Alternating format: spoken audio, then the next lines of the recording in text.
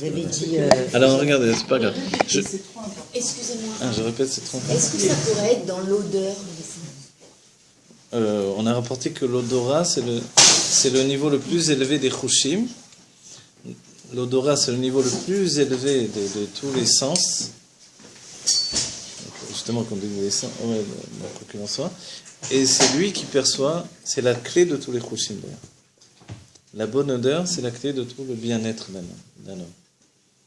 D'accord? Mais maintenant, alors, ce qui est important de rapporter en finalité de tout ça. Parce que l'odeur, c'est pas dans la matérialité, c'est...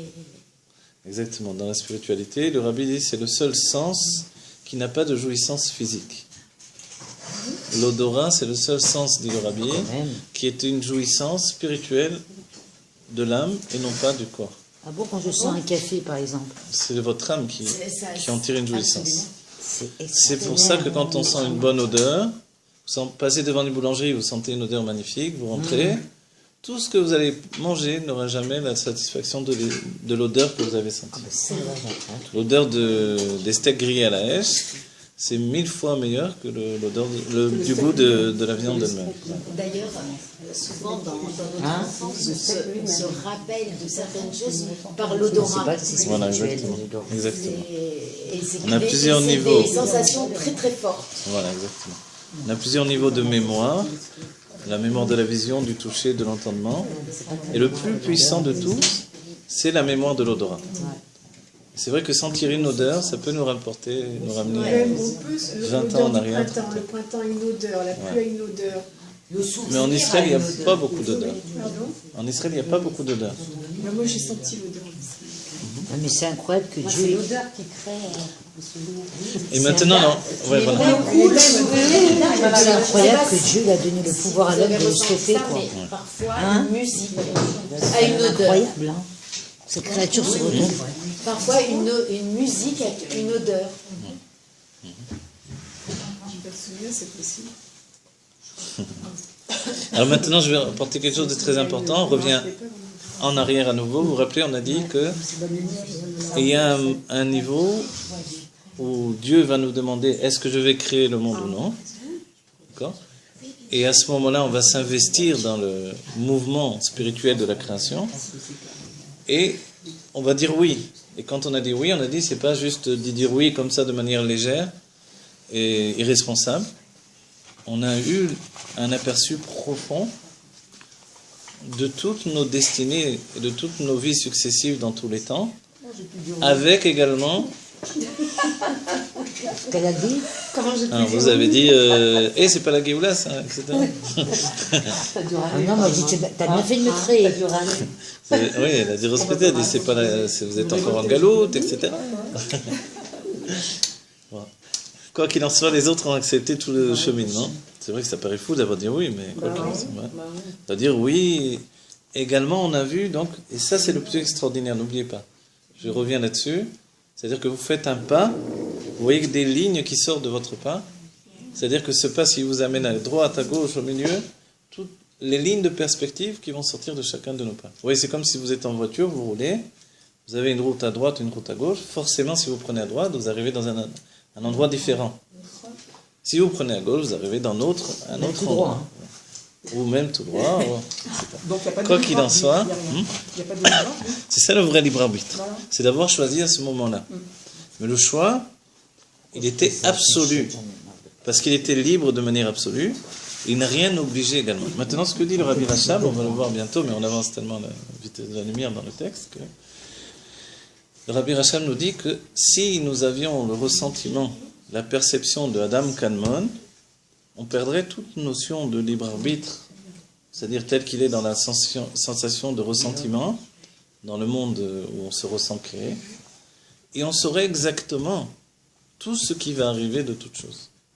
C'est-à-dire que dans le cheminement de Adam Kanmon, lorsqu'il va rentrer lui dans l'endroit qui a été l'endroit où Dieu s'est voilé totalement, pour faire un Makom Panou, un endroit vide de dévoilement, dans lequel il va créer tous les mondes, Dieu envoie une lumière qui reste connectée à la source même de cet Ashara, de cette évaluation infinie.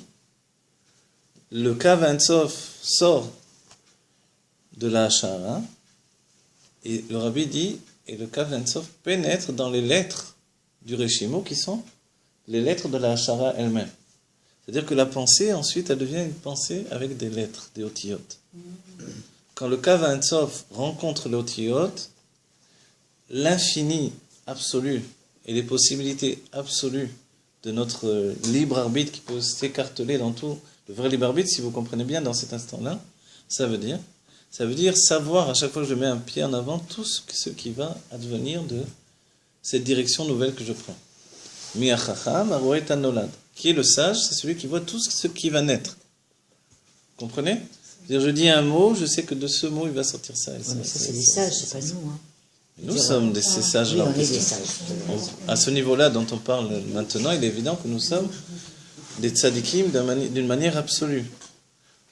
En réalité, ce qui est merveilleux, c'est que le Kav Ein-Sof, la ligne de lumière infinie, porte avec elle l'infinité de destinée de toute l'humanité, de chaque individu. Dans notre être, dans notre corps, c'est le même cheminement de la moelle épinière, depuis le cerveau, à partir du louz. La moelle épinière va continuer, comme la ligne de lumière infinie, la possibilité de nos destinées infinies.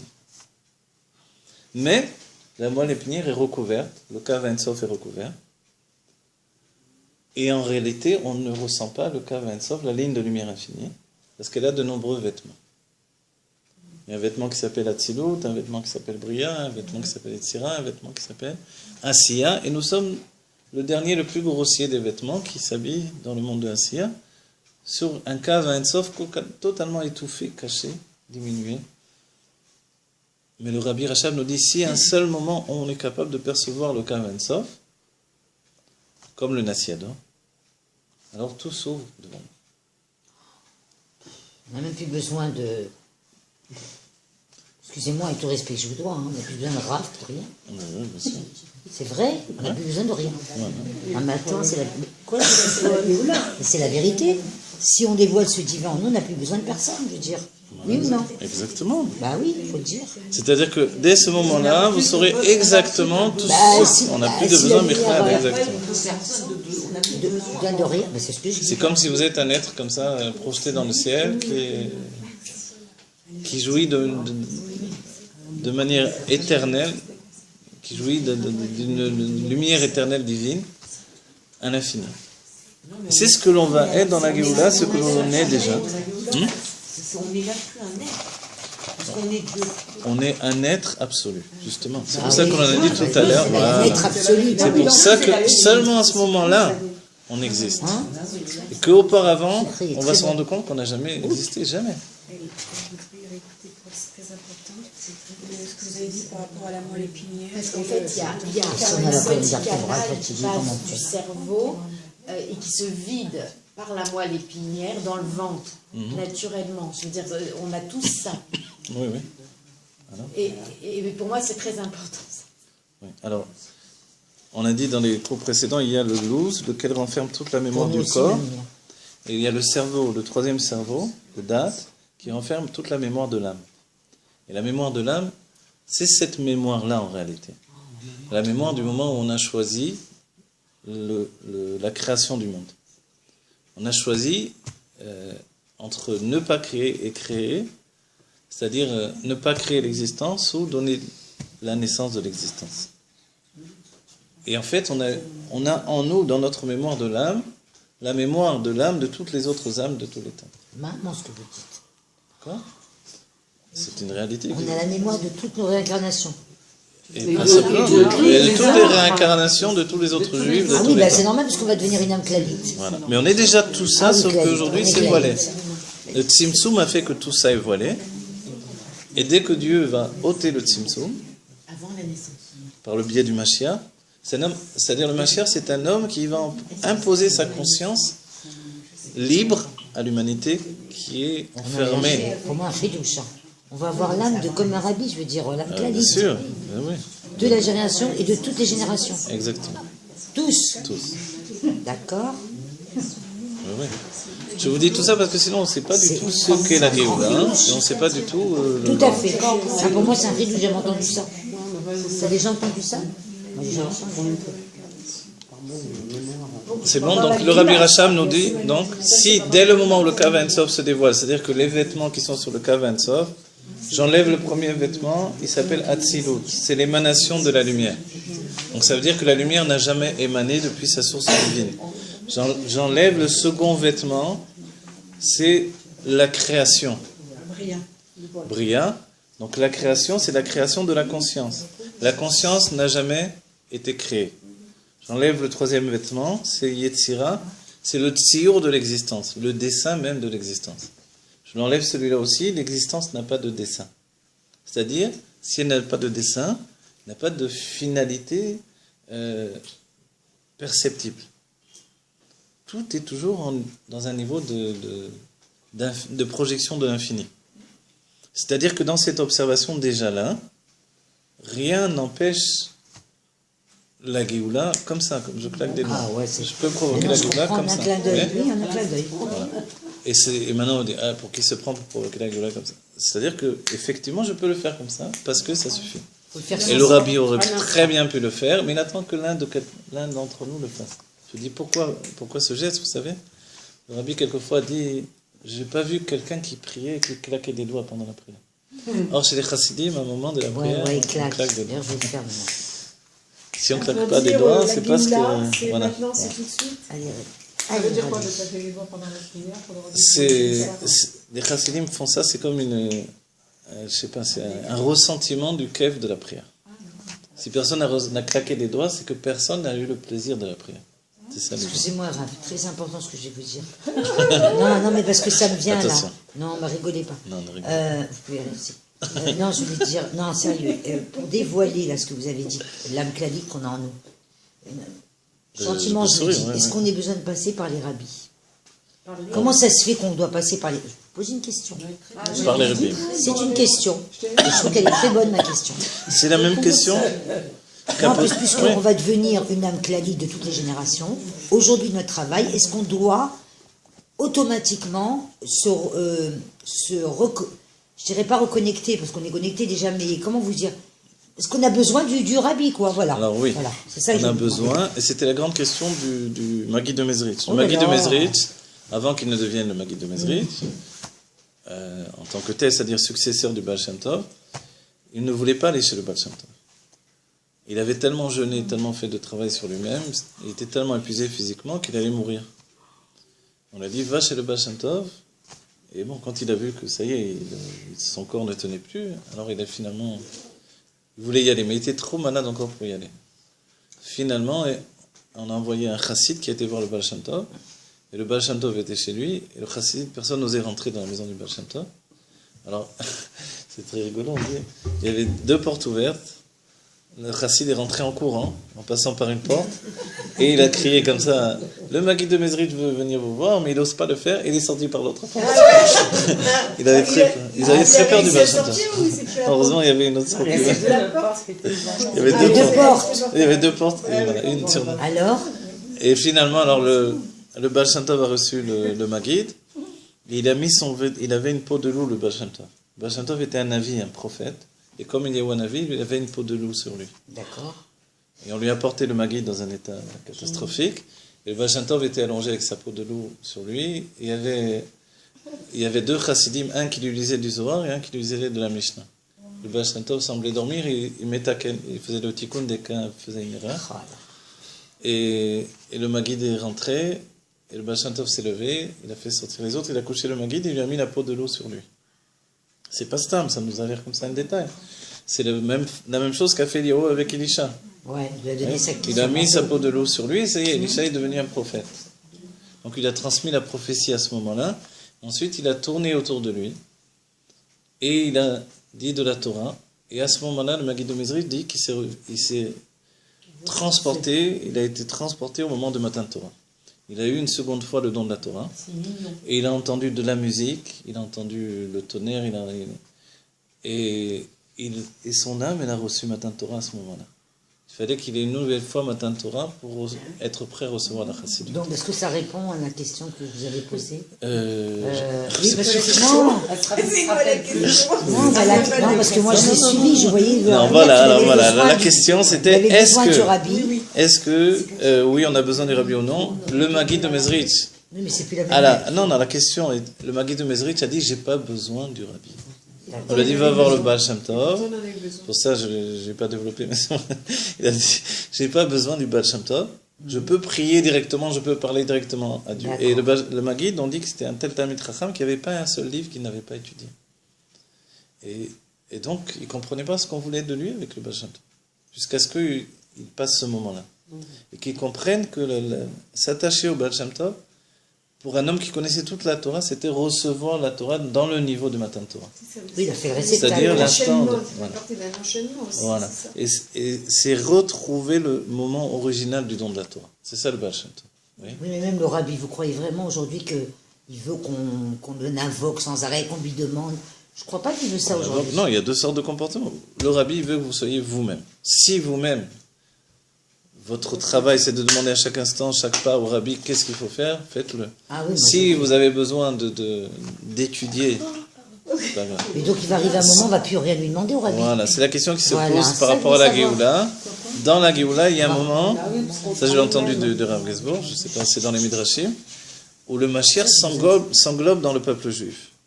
C'est-à-dire qu'il y a un moment où la nécessité du Mashiach n'est plus nécessaire. Tout à fait, il n'y a plus lui et nous. Voilà. Mais il y a tout un développement de nos âmes, même dans la Géoula, on a besoin du roi Mashiach.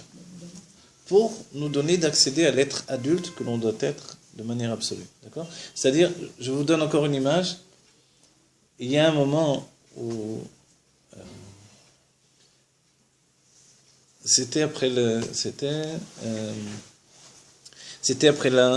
Istalkut de l'Admor Emsaï, et le Tzemar Tzedek n'avait pas encore pris sur lui d'être rabbi. Comme tous les rabbis, les rabbins ne voulaient pas être rabbi. Et en attendant, on a été demandé aux grands chassidim. Entre autres, Rabbi Hillel de Paris, et Rabbi Yitzhak Ezik Meomil. L'un et l'autre représentent Chorma et Bina dans la chassidut. Quoi qu'il en soit, il y a une même histoire pour l'un ou pour l'autre. Alors, l'un des deux a accepté. Il semblerait que ce soit Rabbi Yitzhak Ezik Meomil. Il s'est laissé convaincre comment devenir rabbi d'un certain point de vue. La première démarche, c'était de monter dans la gala du rabbi. Et on dit le carrosse du rabbi, et il a juste posé le pied sur le marchepied. On a vu qu'il était comme terrorisé, et il est reparti. Il a dit non, c'est pas pour moi. C'est pas pour moi. Donc, on a dit mais pourquoi tu as dit ça? Il a dit dès que j'ai posé le pied, j'ai vu que tout s'est ouvert. J'ai tout vu. J'ai accédé à tout. Tous les mondes divins et toute la vision de ce monde matériel et la conscience de chacun, tout. Et j'ai vu que j'étais pas de taille à supporter tout ça. C'est tout. Oui. C'est-à-dire être le rabbi, c'est ça. C'est revenir à cet instant de fusion avec Dieu, revenir au moment de la Hashahara, et être capable de voir le destin de chacun avant même que ce destin ne soit exprimé dans le désir caché de la personne, on va dire. Oui, mais comme un rabbi, excusez-moi, Rav, comme un rabbi, il a le divin qui est déjà dévoilé puisque c'est Dieu dans son corps, il peut faire tout ça, vous voyez ce que je veux vous dire? C'est pour ça qu'être rabbi, c'est pas une chose si simple. Être un roi d'Israël, être un rabbi, c'est une âme. Si on n'a pas cette âme-là, une âme collective, les Khatrila, on ne peut pas être à même de gérer justement le sens collectif de la lumière infinie qui se répand depuis l'essence vers l'infini absolu. Alors nous on est très loin avec nos petits problèmes de notre petite vie, puisqu'on va être une âme cladie, vous rendez compte. Alors compte, dans la conscience, voilà.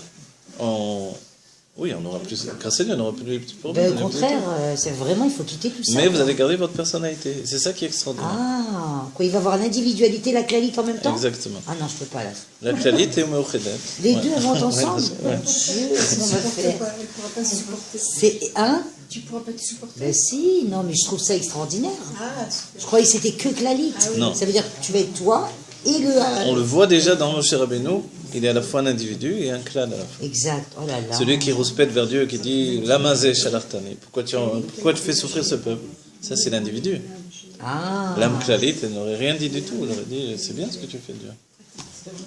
Mais quand l'individu parle, il dit mais pourquoi tu as fait souffrir ce peuple? Ils ont fait des bonnes nouvelles. Mais ça, c'est Pourquoi tu m'as envoyé, moi?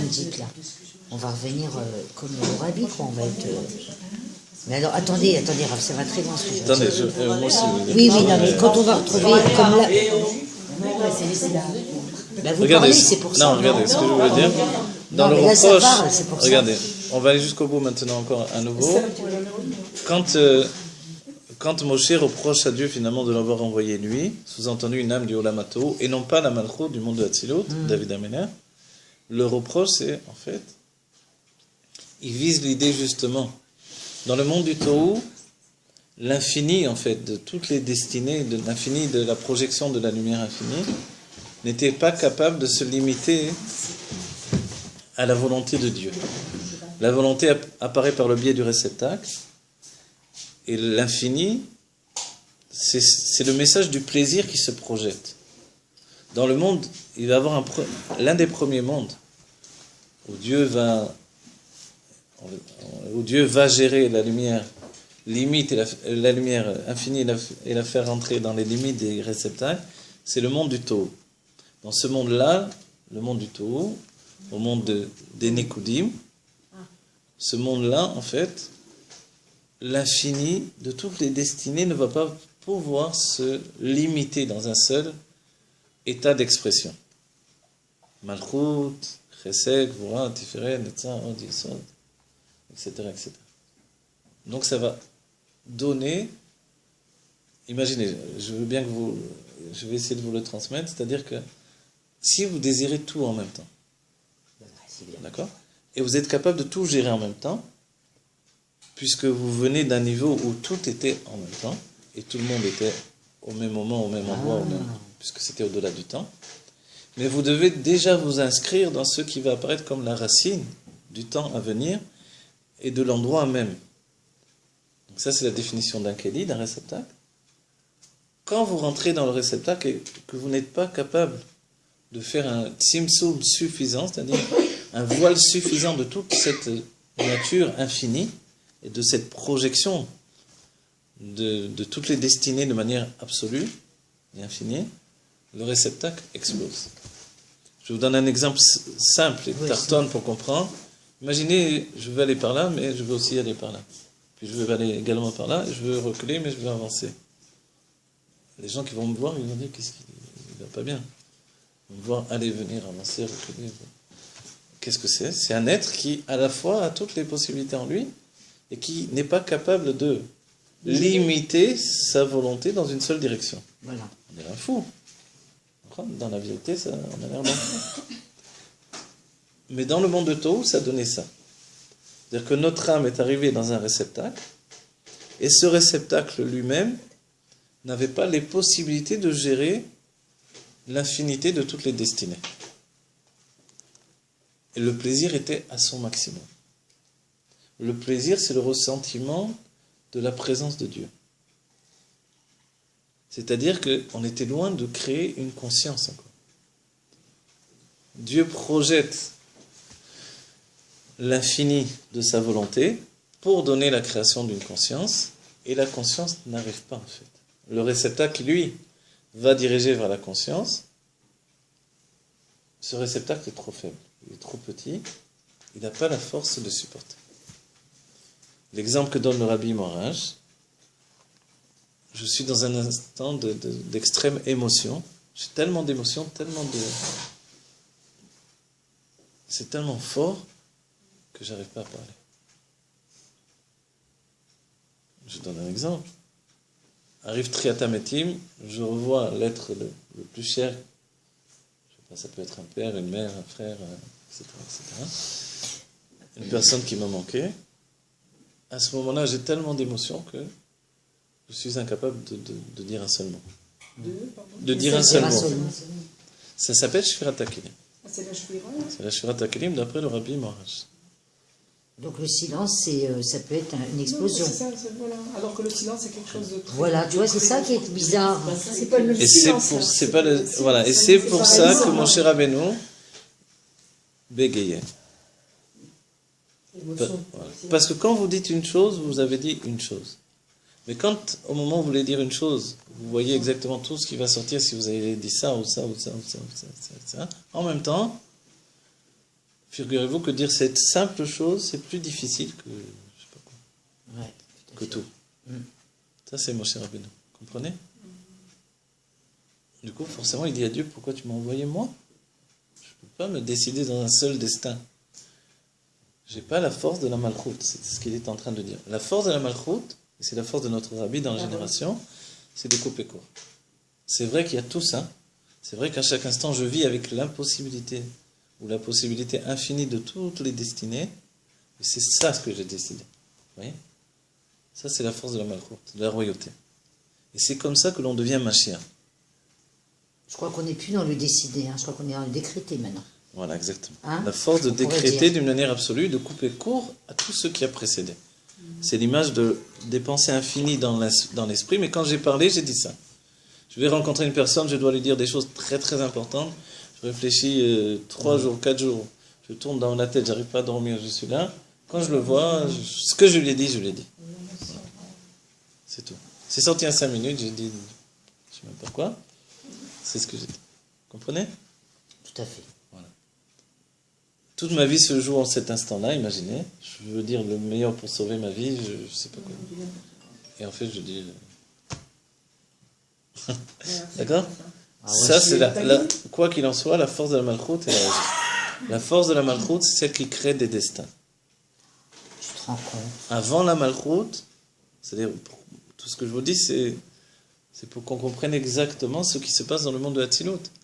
Avant la malchoute de Hatzilut, toutes les destinées sont projetées de manière infinie. Avec la malchoute de Hatzilut, c'est ça et pas autrement. Vous avez compris? J'arrive pas bien à comprendre ça. C'est comme la décision du Rosh Hashanah. Au moment où on couronne Dieu, on couronne. Pourquoi couronner? Pourquoi la notion de Meler? Ça peut être autre chose. Pourquoi pas Chacham, Chochma, ou Bina, Mevin, ou n'importe quoi. Pourquoi le roi? Ça ne nous apparaît pas shoot. Le roi, parce que c'est le seul qui est capable de mettre fin à l'infini pour créer la réalité absolue qui, elle, est le seul niveau de l'essence. N'oubliez pas, on revient au tout début, tout est une Yetzia, mais le chanson, une sortie de l'essence. Le roi, c'est celui qui ramène tout à l'essence. Parce qu'il a dit ça, c'est parce qu'il a dit ça et pas autre chose. C'est comme ça et c'est pas autre chose. Oui, mais c'est drôle parce que tout à l'heure vous avez dit que seul l'homme peut arrêter ça. Je comprends plus. Non, mais vous voyez ce que je veux dire? Et d'un autre côté, non mais... C'est ça le chidouche du... Excusez-moi, voilà, ça va exactement. loin, je me pense. Ouais. C'est-à-dire d'un côté il l'arrête, mais d'un autre côté il sonne le chauffard à Rosh Hashanah. Est-ce que vous voyez ce que je veux dire? C'est Bravo, contradictoire. exactement. Alors, voilà, c'est contradictoire, mais c'est toute la situation, on va dire le paradoxe de Dieu. Le son du chauffard, c'est de tout ramener au plaisir originel. Et la parole de Dieu, parce qu'on dit quand même les psukim, tous ces psukim font état n'oubliez pas, on dit des psukim également pour entrer dans le Sefer HaZichronot, dans le livre du souvenir de Dieu. Par le livre du souvenir, on accède à la Hashara, à l'évaluation en question. En fait, dès que l'on se déconnecte de l'évaluation par le biais de la présence de l'essence de Dieu dans ce monde matériel, on n'existe plus.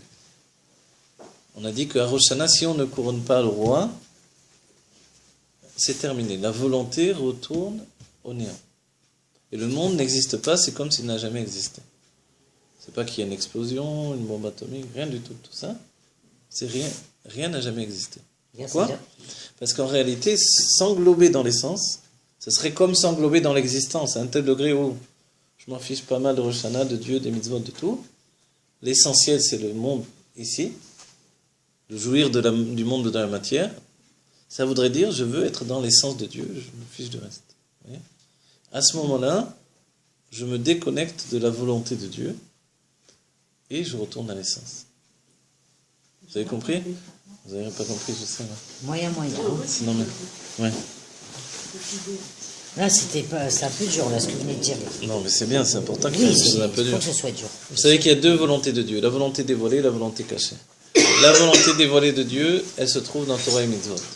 La volonté cachée de Dieu, elle peut être le contraire de Torah et Mitzvot. Ah, Cachée.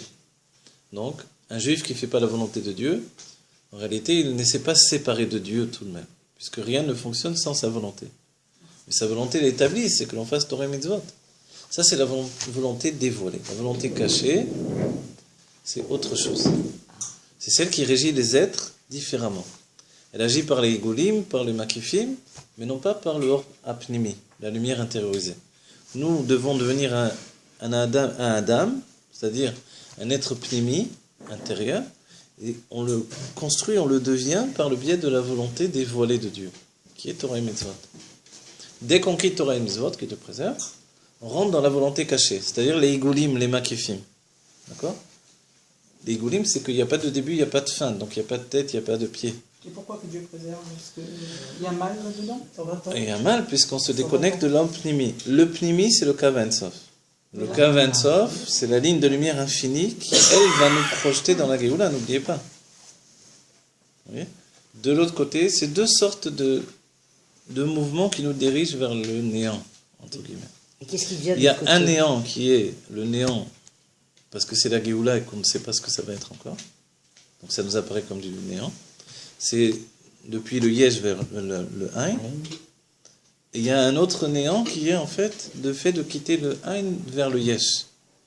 C'est ce monde-ci. Celui-ci, c'est le dévoilé, et l'autre, c'est le voilé. Voilà, Alors, exactement. la Géoula, c'est pas un mal. La Géoula, c'est pas un Parce mal. qu'on va dévoiler l'intimité profonde du Dieu voilé.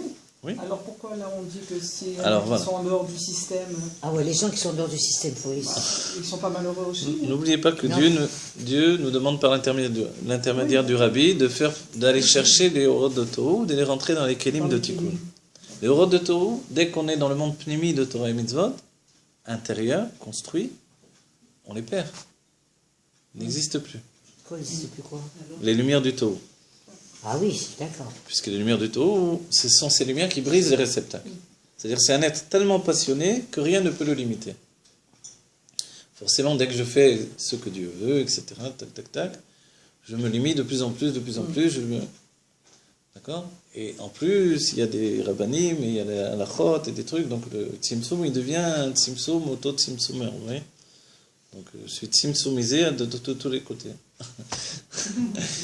Ben oui. D'accord ? Donc a priori, c'est terrible. Alors, heureusement, vient la Chassidut et nous dit, mais tu peux pas vivre comme ça, tu vas mourir. Ton âme, elle peut-être elle va être contente, mais en fait, c'est du suicide même pour l'âme. À courte échéance, tu as gagné, tu as sauvé ton âme, a priori, dans cette vie, mais à longue échéance, tu as tué ta vie pour l'éternité, quoi. Alors, c'est pour ça qu'on nous dit, tu dois être un être conjugué. Un tzaddik et un Baal Tshuva. Le tzaddik, pour nous, c'est devenir cet être parfait. Il est au moindre, dans la plus grande précision dans Torah Mitzvot. Donc il sait exactement quoi faire tout le temps dans toutes les situations. Puisque Dieu a déjà tout régi, tout est écrit dans le Shulchan Aruch. Comme on a dit, même aux toilettes, c'est écrit dans le Shulchan Aruch comment on doit se comporter aux toilettes, vous voyez. Donc c'est, j'ai plus rien à réfléchir. Mais en même temps, Dieu attend de nous que l'on soit un Baal Tshuva.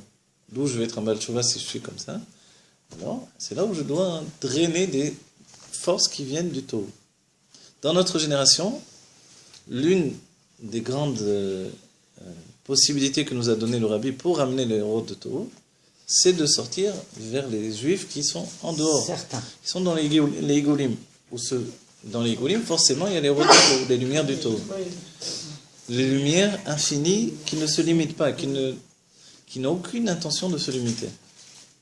Quoi faire avec eux? Quand je vais à la rencontre de ces lumières-là, tout à coup, je perçois également une fraîcheur que j'avais oubliée. Un plaisir de vivre simplement, qui n'était pas le plaisir avec lequel je vivais. Oui, j'ai pas encore fini le cours. Oui, mais j'ai pas encore fini. C'est ça ? Bon, d'accord, ça file. Allez, bye, etc. Je te rappelle. Regarde tout, moi. Alors, voilà. D'abord, la première chose, c'est pour nous. Voilà, d'abord. Voilà, pour eux, a priori, on va les aider à se rapprocher du Pnimi. Et le Baal Shem Tov nous dit, attention, toutefois, on ne doit pas abîmer ces âmes-là.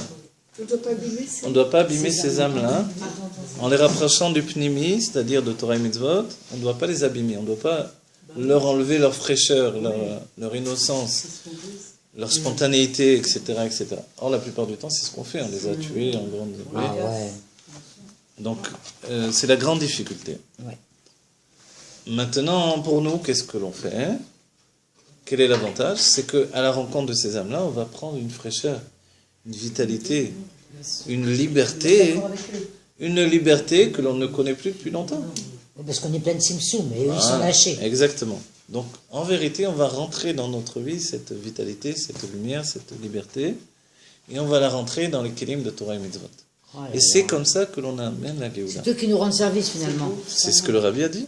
Là, Quand je sors en Mifsaïm, quand je sors vers l'autre, Il faut juste à côté d'eux sans essayer de les influencer. il faut les influencer, mais de manière tellement harmonieuse que je ne leur donne que le bien.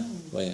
Et c'est vrai que, en fait, comme moi je reçois ce que j'avais à recevoir, j'ai pas besoin non plus d'être obsédé par le fait de les changer, de les transformer.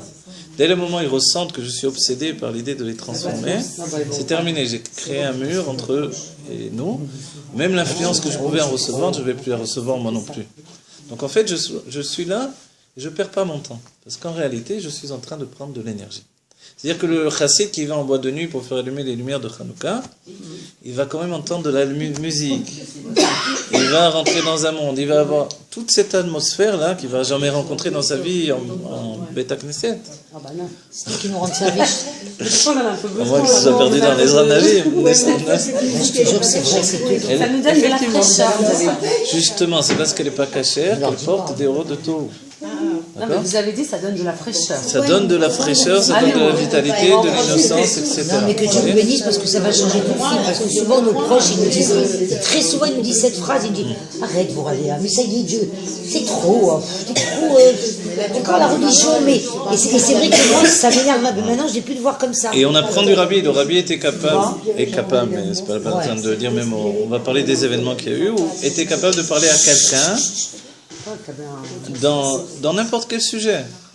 Il parle avec des gens de journalisme, de peinture, de ce que vous voulez. Voilà. Et des gens qui n'ont pas parlé un mot de Torah avec le Rabbi. Ça la fout, dire quoi? Le Rabbi n'a pas parlé de Torah. Un homme qui est toute la Torah, il n'a pas parlé de Torah? Non. Il a parlé de peinture, il a parlé de littérature. Comment c'est possible? Parce qu'en fait, c'est ça. Si la personne conçoit que un religieux, c'est également agréable à vivre, même dans la vie. Dans la vie où je me trouve, ce religieux, il est également agréable à vivre. Alors, c'est peut-être pas si difficile d'être religieux. Mais si vous lui montrez qu'être un religieux, c'est un autre monde, qui dit qu'il a envie de rentrer dans votre monde?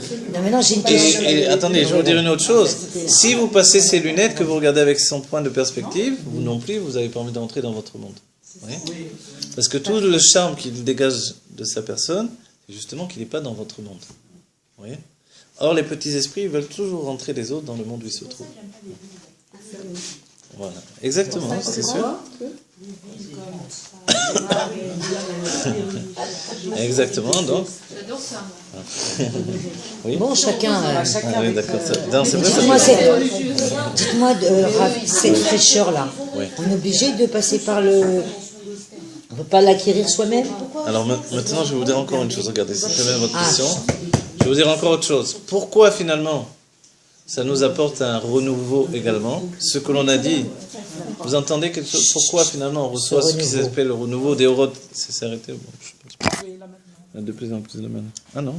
Ok. Pourquoi ça nous apporte un renouveau? Il faut bien que quelque chose en nous soit branché avec ce côté-là. Mis à part qu'on en a fait tout nous-mêmes ou quoi que ce soit, mais disons que je n'ai jamais fait, tu vois.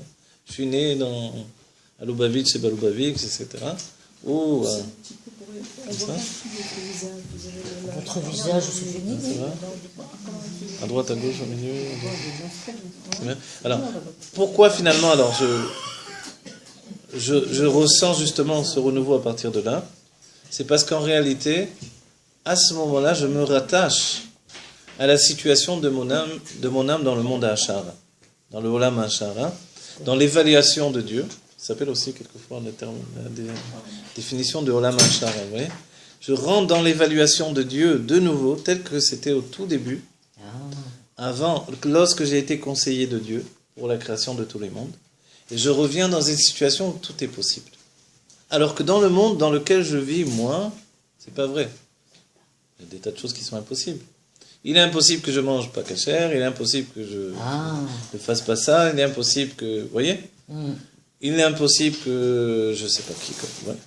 Mais quand je me reconnecte avec une personne pour laquelle tous ces interdits n'existent pas, puisqu'elle n'est pas dans Torah Mitzvot, dans mon âme, il y a un renouveau de vie qui vient du Olam Hachara. C'est eux qui nous rendent service, c'est incroyable. Et c'est ce que le Rabbi a dit, quand je vous envoie faire Mifsaïm, vous occuper des autres, etc., c'est pour vous que vous le faites. Et ça, cette force-là d'éternité, c'est quelque chose qui me donne également un autre point essentiel. C'est quelque chose qui me donne à ressentir que de plein gré, d'un plein libre arbitre, j'ai choisi ma vie. D'accord ? Et ça, c'est essentiel. Je vous en prie des bonnes nouvelles. C'est-à-dire que la force de la Malchoute se dévoile à moi à ce moment-là. Pourquoi j'ai choisi la vie que je mène ?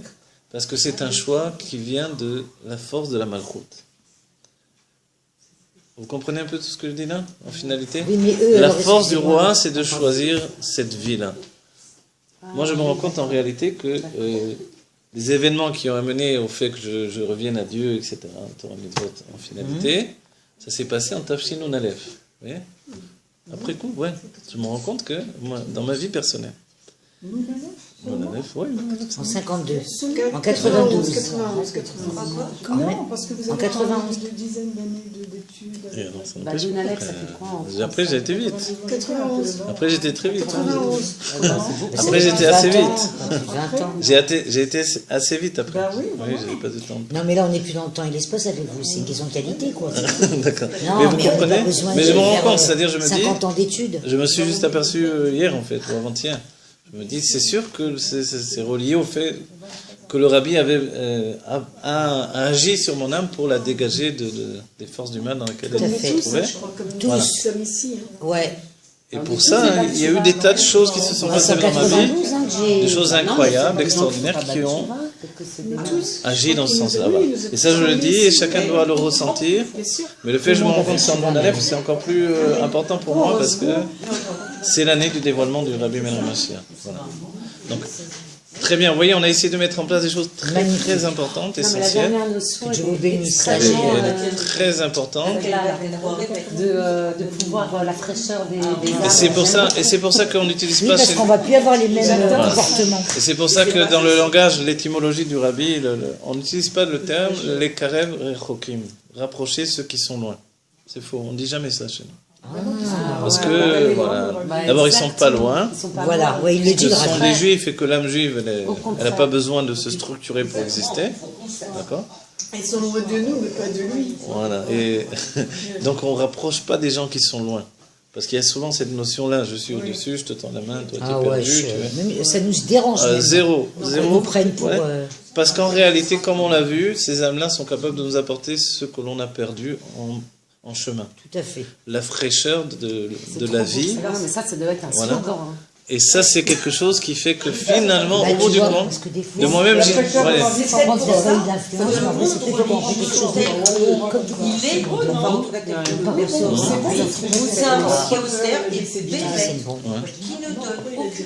vais dire... D'un certain point de vue, oui, parce que le Simso...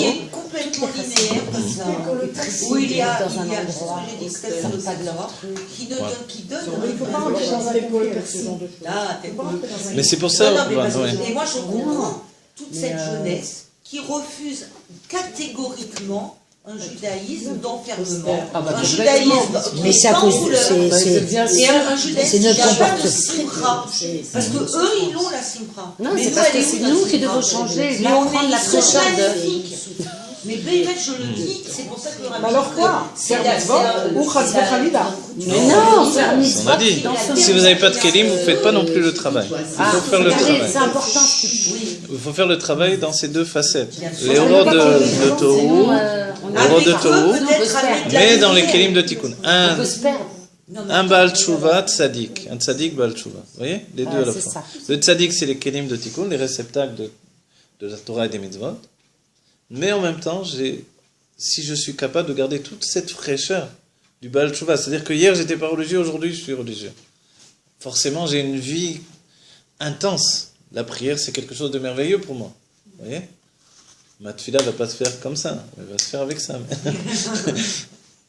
Alors là, j'ai réuni le Yosher et les Igulim. Et j'ai... Mais une fois qu'on est dedans, comment on peut continuer à avoir la fraîcheur? C'est ça le but de la chassidoute, c'est de garder à l'instant présent la fraîcheur, On va retrouver. Mais de toute façon, vous cassez. la fraîcheur de l'infini Hein? qui vient de l'extérieur également. Mais en fait, on est dans le champ Oui, mais Le problème, c'est qu'une Ali, personne pourquoi qui n'est proposer pas ça dans la de Torah et bénir? mitzvot, Elle est elle ne va pas changer, elle reste même, juste en ayant... Parce que des fois, on passe à côté. Il n'y a rien d'autre que Dieu. Des fois, on Mais passe à pourquoi côté. on change? J'arrive pas à comprendre pourquoi d'un coup, quelqu'un qui devient religieux devient insupportable. Non mais faut le dire. Elle a raison. Non, mais c'est vrai, beaucoup. C'est Hein? beaucoup. D'accord. Ça dépend. Alors Quel que chemin il prend. je peux continuer à être Mais celle parce que que c'est un j'ai petit toujours sou, été. on fait Non. moins de choses, mais On c'est... fait plus de choses. Non. On ne les fait pas avec la même conscience. Et c'est juste en changeant de conscience D'accord. qu'on va devenir des êtres de couleur. Oui, mais Il y a aussi les C'est il y a des que gens qui je sais ne pas. supportent pas qu'on leur impose automatiquement, quelque chose. Mais c'est même il y a pas- des choses dans ta vie si. qui vont se restreindre. Tu peux plus manger là, tu peux plus faire ci. Mais ça s'appelle C'est ça pas une qui- restriction Bah parce si. que tu as changé ta conscience. Oui, mais c'est quand même quelque chose. Elle existe, c'est une réalité. oui, c'est la Il y a une restriction de réalité, ne pas Ce que vouloir... tu dis, c'est vrai, mais c'est très, très C'est une réalité. Par exemple, quand on prend la décision de manger cachère, on peut plus aller chez certaines personnes. Donc les gens te prennent avec une vrai, intolérance. C'est ça. Mais en fait, c'est pas une intolérance, c'est que on est Non, dans mais des on Mais dérange, après, on c'est la dérange, manière dont tu vas amener. Non, mais même. Ouais, mais même. il faut Il y a l'avoir. des, même Elisheva, je m'excuse, des fois est tu dans la peux même pas règle. du tout aller dans Comment on peut faire des avec proches, ça tu peux pas manger chez eux, Accorda. c'était terrible. Justement, cette C'est terrible. intolérance que certaines personnes Bah oui, mais comment tu veux que je nous fasse projettent d'avoir été... Dieu on les est dans la bénisse. réduction. Alors Ils il faut sont moins plus hauts pouvoir, que il moi. faut trouver le désir, je vais vous dire, il faut trouver le désir. Et là, il faut partir en shrichut avec le monde, c'est l'idée du rabbi, c'est-à-dire qu'il faut être capable d'aller chez quelqu'un qui fait pas de la nourriture cachère et d'être capable de s'en sortir quand même. Voilà, là c'est là. ça. C'est D'être notre là-bas. Ça, c'est magnifique. Oui. Ça, c'est trop beau. D'aller, Ça d'être ne- présent. Attends. C'est-à-dire, il y a une épreuve, il y a une épreuve. Alors, il y aura d'autres épreuves dans ma vie, quoi. Vous voyez? Même Alors, quand je vais d'aller faire les courses, c'est une épreuve aussi. D'aller chez lui de s'en sortir. Bah oui, voilà. Bon, il y Je a des vais gens- parce que je coupe pas le contact. Voilà. Maintenant, ça va être dur, la personne, elle va me dire, tu manges pas, tata, Ouais, tata. bon, avec toi, avec Voilà. l'habilité Mais de... voilà, je vais passer l'épreuve et je vais montrer que c'est possible de vivre. C'est pas impossible. Voilà. Et peut-être, je sais pas, j'apporte des choses à manger avec moi. Et peut-être je trouve le moyen. Ah voilà, on apporte des mais des fois on Je apporte vais à manger, devenir- c'est vexant.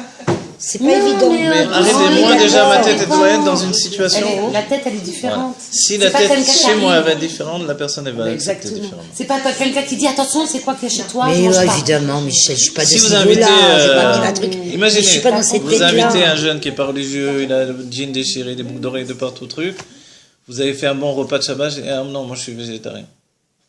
Alors vous avez commencé à crier sur lui, vous non Shalom, je n'y a pas de problème. Voilà, la même chose en fait, qu'est-ce qu'il y a Il faut Voilà. avoir une ouverture Qu'est-ce qu'il y a d'esprit. Je mange pas, adaptations. j'ai pas besoin de manger pour t'aimer. C'est Ouais. Donne-moi quelque chose que je peux manger, ça va. Donne-moi des fruits, donne-moi une... Je suis venu pour être avec toi, je suis pas venu manger, figure-toi. Voilà, bravo. Et ça, c'est une nouvelle chose. Maintenant, ça me met en difficulté, c'est pas confortable. Et alors qu'il va... Quelqu'un m'a dit que je devais vivre que de manière confortable.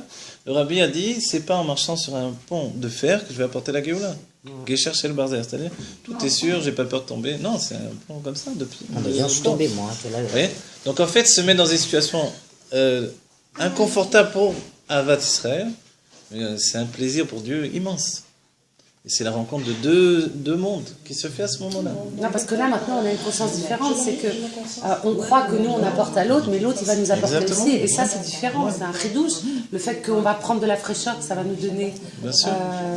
Regardez, vous marchez, un religieux, une barbe, des lunettes, un chapeau, il marche dans la rue, Une jeune fille en mini-jupe, elle passe en face et commence à tirer sur sa mini-jupe. Ouais, c'est vrai. Alors qu'est-ce qui vaut mieux, quoi, que le religieux il passe plus dans la rue ou... Non, en fait, c'est Dieu qui a fait cette rencontre. Bah oui, pour qu'elle baisse sa jupe, mais c'est pas rien, on s'en fiche.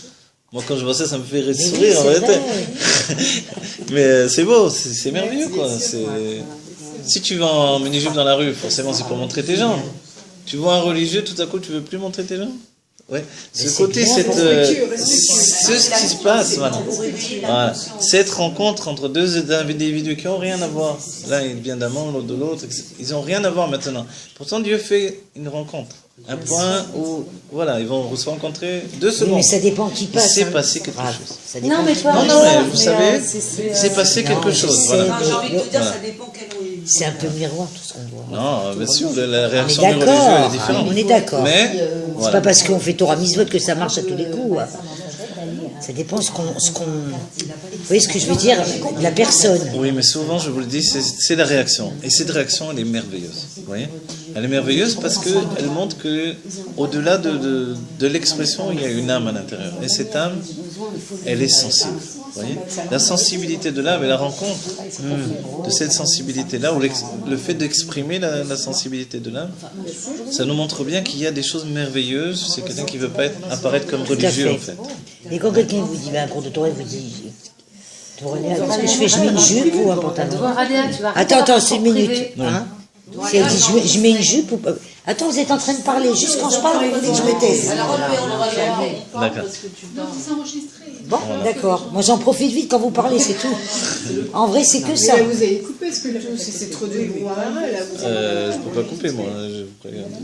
C'est déjà bien si je monte des vidéos. Arrêtez je peux couper, de. mais- Alors voilà, maintenant. Peut-être qu'il faut terminer le cours, de toute façon. Je sais pas à quelle heure il est. Ils nous autorisent Faut à terminer parler, notre on va cours. faire la restriction, là, je parle pas. Alors, regardez, 1h30 déjà, on va arrêter le cours. On a vu des choses très très importantes. Ah, c'est très beau. Même si on n'est pas rentré dans le texte, tout ce que je vous enseigne, ça vient du Hanbet, sachez. D'accord? C'est le Hanbet restructuré dans un langage plus commun, etc. c'est très Mais haut. tout ça vient de ce livre-là. Merci, sans mon lequel Dieu, il aurait hein, été c'est un impossible cadeau. de formuler tout ça. D'accord? Tu l'appelles docteur, mais tu l'appelles mon Dieu. Non, je dis merci, mon Dieu, Merci, c'est un mon Dieu, cadeau. Merci docteur, merci mon Dieu. Non, merci, mon Dieu, c'est un cadeau. Ouais, Que Dieu les t'apprécies bénisse. Hanbet. Bon. Non, mais enfin, comme Voilà. Dieu n'est pas dans les Alors, Oui. Bon, mais que Dieu vous bénisse chacun, C'est un chacune. esprit. Qu'il ait la Géoula, Mitit, Vachlema, Terefumian Mamash. Amen. Voilà, ce qu'on essaie de faire, c'est d'expliquer de plus en plus précisément des choses qui sont tellement profondes et essentielles qu'elles revitalisent notre âme et elles rattachent notre âme au moment où il y a eu une déconnexion. Alors cette reconnexion que l'on fait, elle est essentielle. C'est une psychanalyse profonde par la Torah et les mitzvot, par la chassidoute, qui se rattache à l'essence même de notre âme. D'accord? Donc en fait, le moment où la Géoula arrive, si on s'est suffisamment préparé par le biais de ces textes-là, ce moment il peut être maintenant, il doit être maintenant. En réalité, on va découvrir qu'on a accédé à une préparation. La préparation, c'est exactement de savoir que l'on possédait tout déjà. Et c'est pour ça que la Gola devient la Géoula. C'est juste le Aleph, c'est la lumière qui a été allumée. Il y a une lumière qui s'est ouverte, la lumière du soleil, une lumière bien plus puissante que le soleil lui-même, de derrière le soleil, la lumière qui illumine le soleil lui-même. Cette lumière même qui vient de l'intimité de Dieu, cette lumière va s'éclairer tout à coup. La matière autour de nous va s'éclairer, puisque tout va jaillir de l'essence de Dieu. Et on va découvrir qu'en vérité, on n'a jamais vécu comme ça, et que tout n'a été qu'une préparation pour ce moment-là. Et ça va être un mariage entre le peuple juif et Dieu, avec une union profonde, intime, qui va faire que on va enfanter les âmes de la Géoula. Voilà, Terefumian Mamash, que l'on atteint ce niveau-là, avec le Rabbi Meller, on va enfanter les enfants de la Géoula, les âmes de la Géoula. C'est-à-dire avec un ichoud Avec un ichoud qui va se faire entre nous et qui Dieu. se fait comme il se fait actuellement. Non, pas actuellement, de manière Unification. encore plus grande, sans aucune commune mesure. Voilà. Sans aucune commune mesure, même si on accepte l'idée que l'on est en Géoula, ce qui est vrai, puisque c'est toute la découverte du fait que l'on est en Géoula, mais l'union qui va se faire à ce moment-là, c'est une union d'un niveau supérieur. Une union d'un être entier. L'union d'un être entier, c'est un être qui est enfin complété par le souvenir de toutes ses vies, par toutes les expériences qu'il a dû vivre dans tous les états de vie, par tous les choix qu'il a fait et tout ce qui a déterminé l'univers imposé par ses choix, en fait, c'est avec ça, chacun va venir avec son bagage.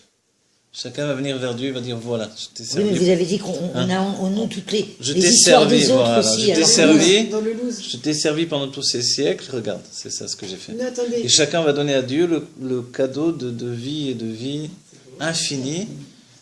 Et Dieu va d'un certain point de vue, embrasser dans tous les niveaux du terme, il va embrasser le peuple juif. alors, Non, vous savez vous pourquoi? aviez dit dans le Parce loose, que c'est ce que dit le Rabbi Rachab. il y a encore hein. un ifrad, il y a encore un truc, on ramène à Dieu. On est Dieu, qu'est-ce qu'on va lui ramener?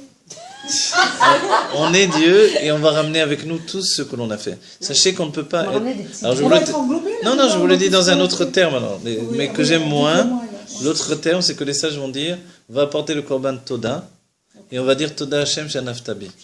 Oui, ça c'est plus galoute que ce que j'ai dit. Bah oui, Donc en parce fait, que l'idée Toda, ça c'est veut dire, de l'exprimer différemment ici.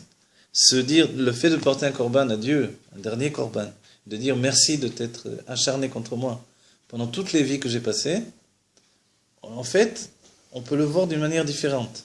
La manière différente, c'est de donner à Dieu le cadeau, l'expérience humaine de toutes les vies que l'on a fait dans tous les aspects de toutes les vies. Parce que n'oubliez pas, comprenez bien ce que je dis là, c'est que dès le moment où on fait ça, on aura mis une fin. On aura mis une fin à la Shahara. Et dès que l'on met une fin à la Shahara, on s'englobe dans l'essence de Dieu.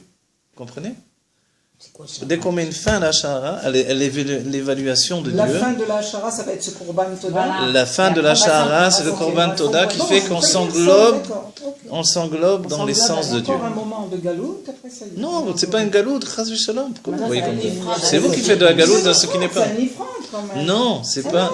C'est l'individu qui s'englobe à ce moment-là dans l'âme collective. Ah, voilà, ça Vous j'en comprenez? reviens. Quand il fait ce Le korban, ce c'est la chante korban. Kirouv. D'accord, c'est Voilà. quand il fait ce korban. Voilà, au moment de ce D'accord, korban. Mais avant, il est toujours dans ce niveau-là. Ah, mais c'est encore, l'instant, il y a- c'est une seconde avant, pas avant la Géoula. La Géoula, c'est une seconde de projection où je récupère en fait toute l'expérience humaine que j'ai tirée de mon passé et je l'englobe en fait dans la définition nouvelle. À partir de ça, je commence à renaître avec de nouvelles racines pour une vie de Géoula absolue. Oui, mais la clalite, alors c'est quand? Et qu'est-ce qu'on voit? C'est comme, alors si vous dites que c'est, on va voir des bonnes domaines. Si vous voulez dire que c'est de la galoute, cette galoute-là, le Rabbi a insisté dans tous les Dvar Malchut et les Mamarim, C'est la guerre. c'est l'engrais de la Géoula. L'engrais de la- L'engrais, quelquefois, ils sont pas bons. C'est la vous savez. pourriture. Voilà. Mais ça, quelquefois, C'est quoi l'engrais? Alors, qu'est-ce que vous avez dit là? C'est quoi l'engrais? elle dit c'est la pourriture. L'engrais. Non, mais la là, pourriture, c'est quoi? ce qu'on met dans la terre et c'est de la Non, mais c'est quoi que Mais non, mais ça. vous avez dit C'est avant? l'expérience humaine qui va on va dire, se magnifier, qui va s'essentialiser. Cet instant-là, il est essentiel. Et c'est comme ça qu'on va rattacher, en fait, l'exil et la et Géoula. la Géoula. Mais à ce moment-là, évidemment, n'oubliez pas, nous, déjà dans la Chassidut Rabbah, on fait Sour Mera Veosetov. Donc en fait, le Sour Mera ici, c'est juste ça veut dire éloigne-toi du mal Et fais le et bien. fais le bien. L'essentiel pour nous, c'est fais le bien. Vous voyez? Donc en fait, même le fait de reconnaître que dans tous les siècles passés, vous savez ce que l'on va reconnaître? Qu'on n'a jamais été autre chose. Je ne sais pas pourquoi vous l'avez perçu mauvais, je ne sais pas pourquoi. Ce que je disais, c'est qu'on n'a jamais été autre chose qu'un chaliard de Dieu. Dans toutes les vies passées, quoi que j'ai fait. Même quand, que Dieu préserve, on a mangé du porc. Oui, même oui, oui, quand, je suis d'accord. Tout d'accord à fait. On a toujours Même été. quand on a dit Dieu, je veux plus te voir. Oui, même, oui, oui, oui. on est en train de dire qu'il y a un moment, vous voyez? Quand vous dites chaliard, c'est qu'il y a un ifrad. Ah oui, Oui. alors, Alors, mais on va c'est- dire- Non, dans parce que l'exil, la on notion dit de pas. chaliard, justement, d'après le C'était dans la rabbi, galoute. c'est que le chaliard, un chaliard chez la dame Kamoto, il est comme lui exactement. Ben oui. Il est lui. D'accord. Voilà. Dans ce sens. Et il y a même une notion pour le Eved. Le Eved, quand un Eved va acheter une chose, le maître l'a Sinon, le rabbi obtenu. n'aurait pas envoyé des shtochim. C'est-à-dire Melech, que, Melech. ouais. Et quand le Eved, il achète quelque chose, finalement, c'est le maître qui l'a obtenu. Bêta. C'est-à-dire que si, je me rappelle, j'avais entendu ça du Rav Meloun. Si le serviteur il va au chouk, il achète pour son maître quelque chose, en fait, sans demander l'avis de son maître, le maître l'a obtenu. C'est-à-dire que c'est comme si le maître voulait acheter cette chose-là. Vous Et voyez? quand vous dites on va dire merci, vous parlez de qui? de tout le peuple juif, tous les individus du peuple juif. Et ce merci, ce Toda, c'est le seul korban de la Géoula qu'il y aura. Il n'y aura plus de korban après. Mais ce korban, c'est, on va prendre notre âme animale, on va faire la shrita de notre âme animale. Vous comprenez l'idée du korban? On va faire la shrita de notre âme animale et on va dire merci à Dieu de nous avoir donné une âme animale pendant ces siècles-là. Vous voyez? En fait, et à c'est ce Dieu qui moment-là, va se dire merci. oui, bien entendu, c'est tout le système, n'oubliez pas, c'est miné-oubé, si vous voulez, mais notre travail, c'est de développer, en fait. De développer, je suis pris en une méchiriste et une éloquiste, sans arrêt, en sandwich entre les deux. Entre une méchiriste et une éloquiste. Mais non, elle est la smoothie, c'est la smoothie.